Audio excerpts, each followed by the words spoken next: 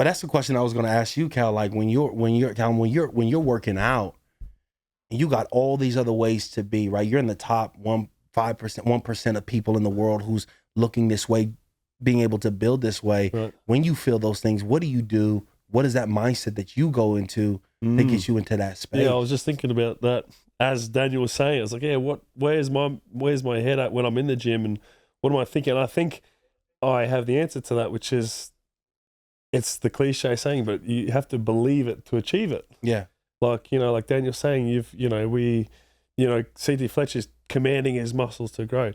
If you go in there with a mindset saying, let's say on an extreme level, like I'm going to go in there, I don't want to grow, but I'm just going to train.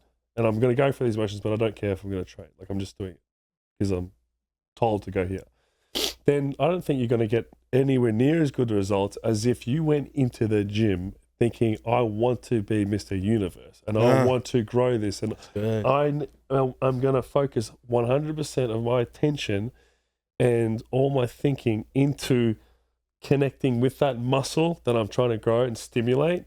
And I think it's the mental stimulate. We can physically stimulate our bodies and our mind, but it's that mental stimulation that is going to increase the physical stimulation in the training. So it gets down, and there's a science to it, and there's a belief that there's so many different levels to it. Yeah. But I think that for me going in, it's like, okay, if I'm going in there with doubts, like then I'm not gonna. Then of course that's as far as I go to those doubts.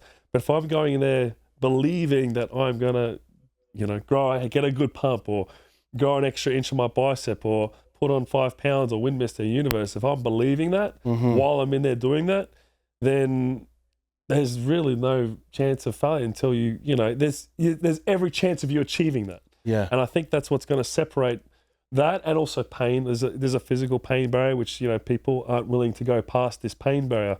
Like when I feel the pain, that to me stimulates growth and work. That's so good. So some people feel that pain, they get scared, like, oh, it's getting hurt, it's uncomfortable, I don't like this, I'm going to stop there. No, it's like when it starts hurting and it's like pulling and tearing your bias, and you're like, shit, I could stop now because it hurts, but it hurts so good because I know it's going to grow. So let's go, Yeah.